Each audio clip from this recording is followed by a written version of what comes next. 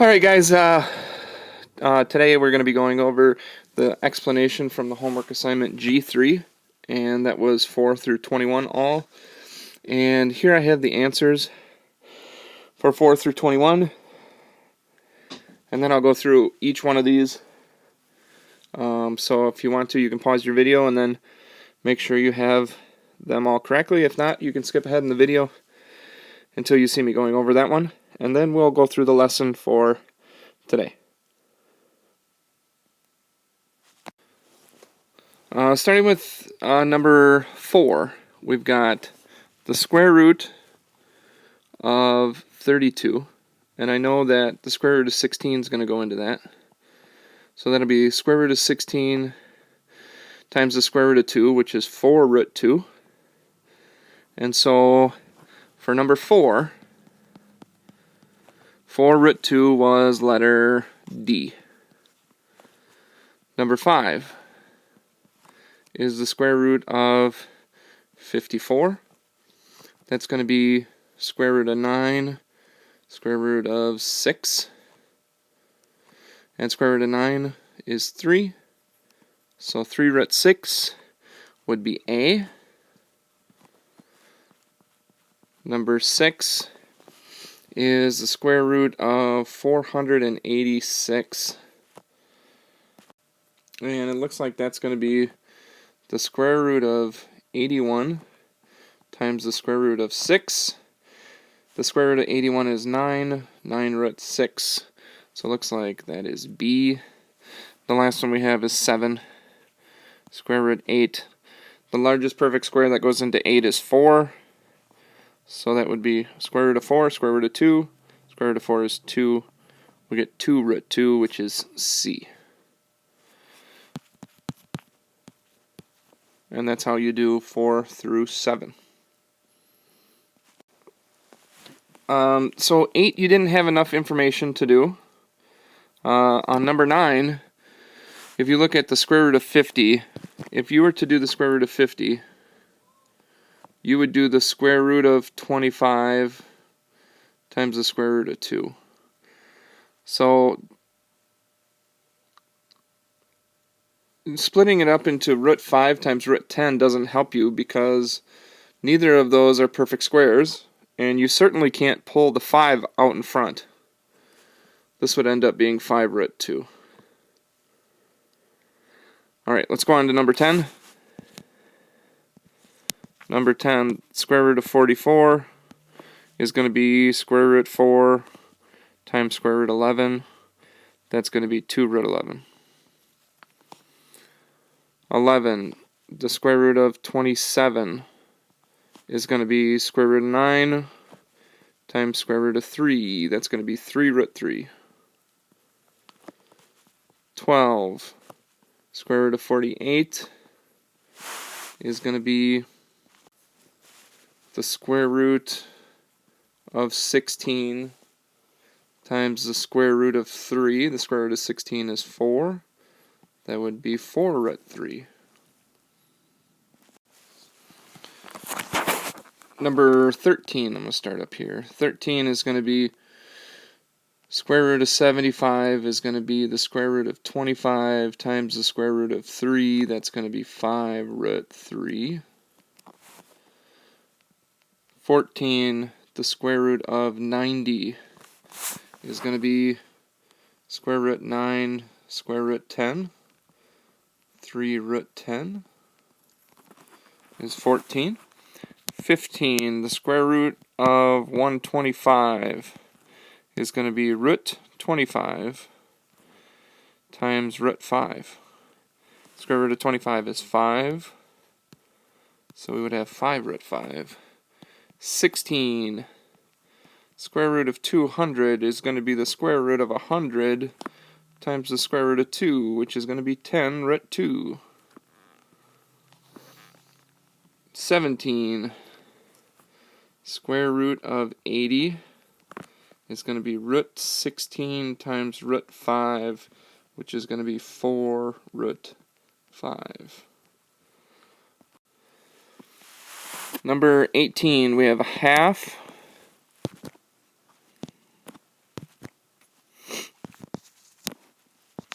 1/2 times root 112. So it looks like we've got a half, and then we're going to split 112 into the square root of 16 times the square root of 7. Square root of 16 is 4, so you'd have half times 4 root 7. Half of 4 is 2, so your answer is 2 root 7. That was 18. 19, 1/3 times the square root of 54. This is going to be 1/3 times root 9 times root 6. 1/3 times 3 times root 6 is going to be 1/3 of 3 is 1. 1 times root 6 is root 6. Number 20, root 2 times root 8. 2 times 8 is 16. The square root of 16 is 4. And that's how you do the homework. Let's go to the lesson. Sorry, I forgot 21. So we have the square root of 6 times the square root of 8. Let's see. We could do 6 times 8 would be the square root of 48. The largest perfect square that goes into 48 is 16. That would be the square root of 16 times the square root of 3. This would be 4 root 3. Now we're done. Now let's go to the lesson. Alright, so here's our little warm-up for the day. It says evaluate root 16 times root 4. Well, and because I know that these are perfect squares, I'm just going to change them. So I can break 16 out, so that's going to be positive 4, times root 4, which is 2. 4 times 2 is 8. On number 2, we have 2/3 times root 9. The square root of 9 is 3, so that would be 2/3 times 3. I'm going to make that a fraction. That allows us to cross-cancel these 3's. We would get 2 over 1, or just 2. The last one, solve 3x squared plus 7 equals 31 for x.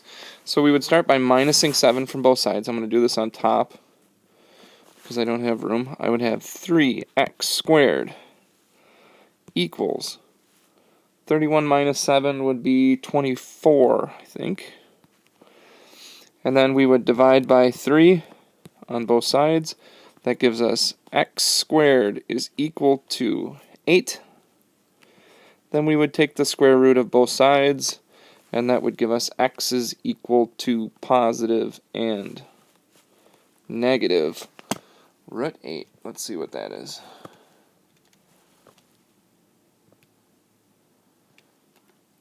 Square root of 8 is positive negative 2 root 2, or, as a decimal, 2.83. And that's how you do the warm-up.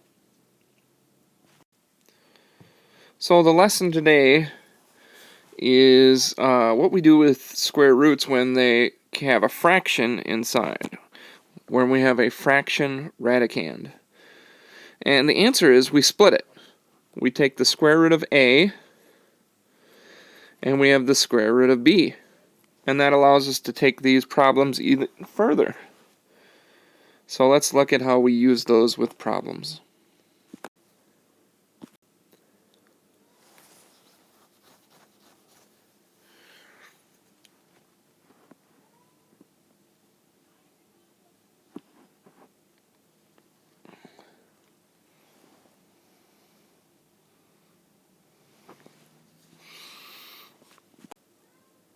On this next example, we would split this into the square root of 3 over the square root of 16. And the square root of 3 is not a perfect square, and there's nothing that you can do to simplify that. But the square root of 16 is 4, so we can rewrite it as root 3 over 4. And now we're simplified. So now we have the square root of 20 over 4, and so we're going to simplify the square root of 20 just like we did yesterday. We could change the square root of 20 into square root of 4 times the square root of 5, whole thing over 4. Square root of 4 is 2, so that's 2 root 5 over 4. And now I can simplify these parts, right? Because it's multiplication, we could split that. And one way to think of it is 2 root 5 over 2 times 2. That would allow us to cancel out one set of 2's. So our final answer here is root 5 over 2. Alright, so whenever you see a fraction, one of the things that you want to do is just see if this divides. If it divides, we can save a lot of time by not splitting it, but just dividing 32 divided by 4. And I did 32 divided by 4, and I got 8. So that would be 7 times the square root of 8. Now, using what we did yesterday, we would have 7 times the largest perfect square that goes into 8 is root 4, root 2. Square root of 4 is 2. 7 times 2 times root 2 is going to be 14 root 2. There's other ways that you could do this too, but I think it would be a lot longer. Another way you could do it is you could go... Another way that would be a little bit longer is you could go square root of 32. If you split it, you could do square root of 16 root 2 over square root of 4 times 7. And so you could do square root of 4 is 2. Square root of 16 is 4. So now you have 4 root 2 over 2. And then you could simplify this the way that we did over there to give you 2 root 2, and then times it by 7. So just another way to get to the same answer. On this one, we've got 3 things that we need to multiply. So we've got 3 times the square root of 63. I'm going to split that into the square root of 9 times the square root of 7 times the square root of 4. Square root of 9 is 3, so I have 3 times 3. And then the square root of 4 is 2. And then I finally have root 7. 3 times 3 is 9, times 2 is 18 root 7.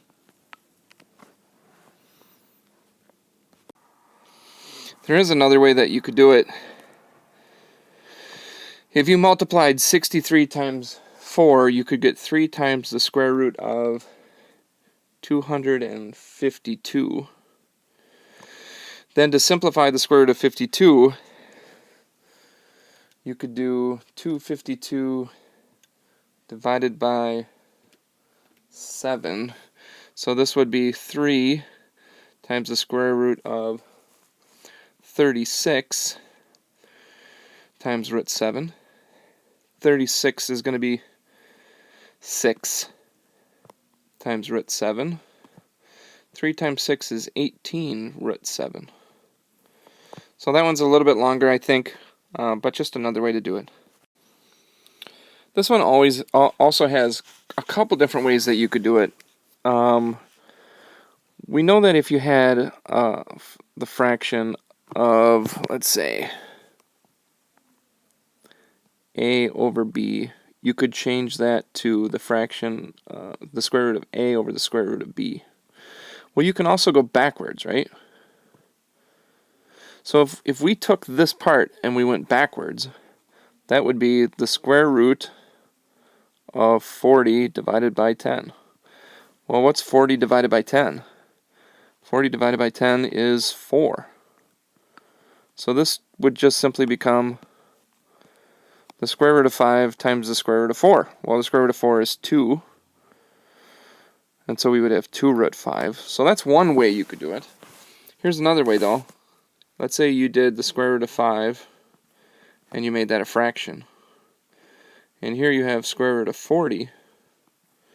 over the square root of 10. Except I'm going to say, we're going to make the square root of 10 by saying the square root of 5 times the square root of 2. Square root of 5 times the square root of 2 is going to be, well, you can see here that we can cancel this. So let's say I cancel here and I cancel here. Now I just have the square root of 40 over the square root of 2. I could change 40 into square root of 2 times the square root of 20 over root 2. That would allow me to get rid of those.